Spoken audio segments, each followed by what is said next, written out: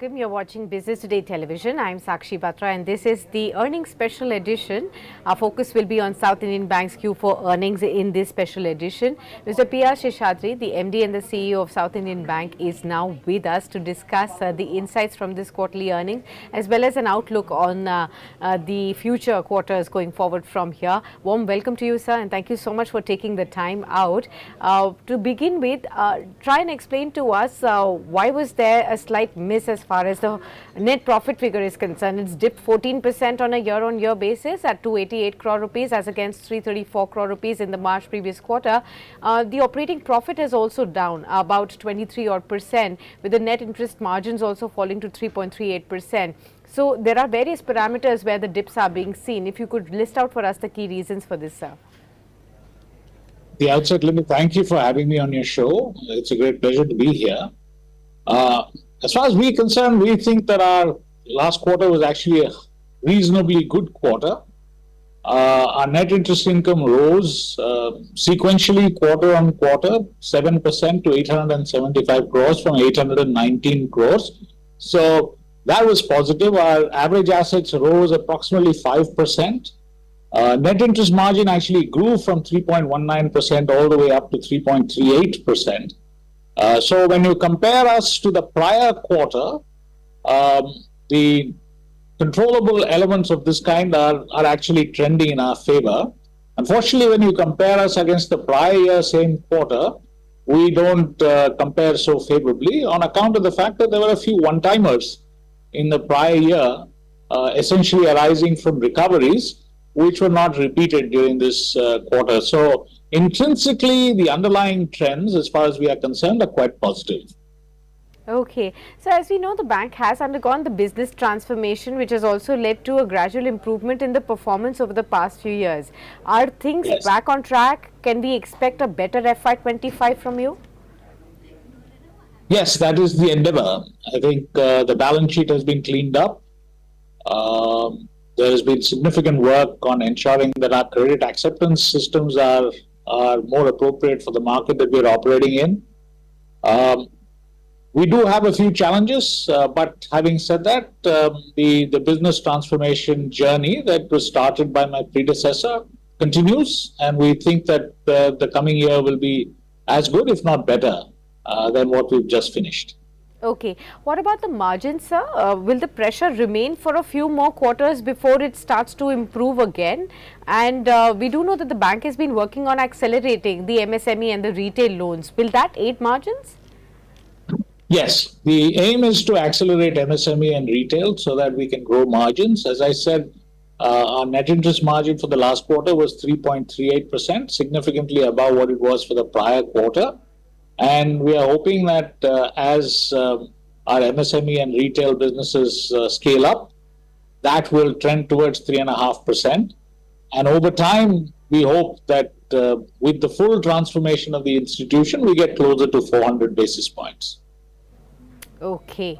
Sir, also on the advances front, we've seen the bank's gross advances grow by about 11.6% year on year to 80,426 crores. How is the loan book stacked up? If you could also help us understand the mix between corporate, MSME and retail right now, and where would you want to steer this mix going forward? Approximately 40% of the balance sheet is corporate, and that's the fastest growing piece of our balance sheet over the last few years. Another 40% is retail and MSME put together, and the rest is basically agriculture and other such assorted products that we have. The aim is to grow the non-corporate businesses, and while the overall portfolio continues to grow, we want to reduce the share of corporate down from about 40 that we currently are at, down to about 35 or so. And the remainder that is growing will be higher margin, as a consequence of which the aggregated NIM should improve. That's the game plan that we have as we go into FY25. Okay, so even your asset quality improved with GNPA ratio falling to 4.5% and the net NPA stands now at 1.46%. Do tell us how have been the recoveries in the March quarter, and going forward, how much more room would you have to lower these asset quality figures, as far as the ratios are concerned for FY25? We've had 2 good years where recoveries have been greater than fresh slippages. Again, in the last quarter as well, the recoveries were significantly above fresh slippages. We think that that trend line should continue in the near term. So we are hoping that our gross NPA, which is now, in the 4.5 kind of handle, drops to approximately 4 by the end of this year, FY25, and our net NPA, which is about 1.5, drops closer to 1. I mean, that's the aim that we have for the year. Okay. Also, sir, as far as the bank's provisions and contingencies are concerned, they were a tad higher at 41 crores against 39 crores earlier. What is the provision coverage ratio currently, and any fresh slippages that you saw in Q4? We did see slippages, yes. Our total slippages were at 35 basis points. So fresh slippages, 35 basis points, not annualized, just for the quarter, which I think compares favorably with most of our peers. Provisions and contingencies that we came up with took our provision coverage ratio, the way RBI computes it, to about 79%, and the way the street computes it, to about 69% without the technical write-off. So I think we are reasonably well placed on both counts, actually. Okay, I'll ask you about the deposits now, sir. The total deposits for you have grown 11% year on year, with retail deposits growing 9%. What more would you be looking at doing to jack up the deposit base right now, and also to improve the CASA ratio? Our CASA ratio ended at about 32%. Our CASA is made up of both retail CASA, the domestic CASA, as well as non-resident Indian CASA. Our deposit mix is approximately 30% non-resident and 70% domestic Indian depositors. Our cost of deposits compares very favorably with our peers. We came in last quarter about 5.33%, and you can see that is at the lower end of the range, actually. And the reason why our deposits grew at only 11% is because our assets were also growing at about approximately the same range, and therefore we had no need for incremental deposits. As our assets start growing faster, we will also start stepping up our deposit mobilization plans, etc. Currently, our plan is to increase our CASA percentages, so we are working very hard on acquiring new current account as well as savings account customers. Last quarter, we had a particularly good year.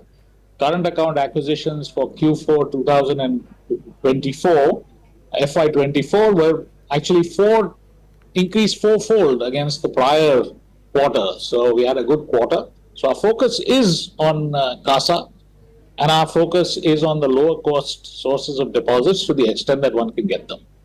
Okay. Lastly, sir, any capital raising plans for you from FY25 in this new fiscal year? No, but we just finished our rights issue, so we are comfortably placed.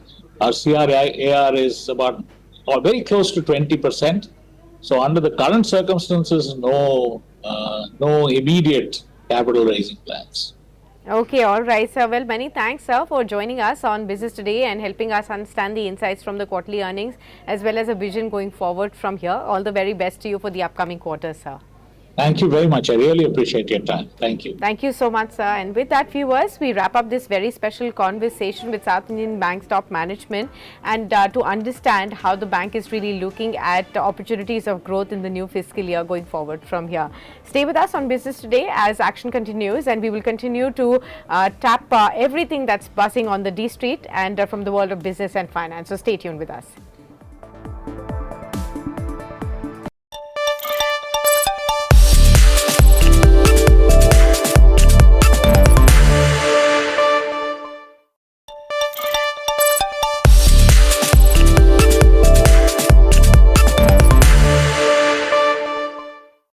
Sometimes we shoot the show in a closed studio, sometimes at some of the biggest tech headquarters around the world, and this is why I love the job, because the other times it brings you to these scenic locations in this sweltering weather, and with us we have companions, red hot and brand new from the Mahindra plant. We have the first look of the Mahindra XUV 3XO.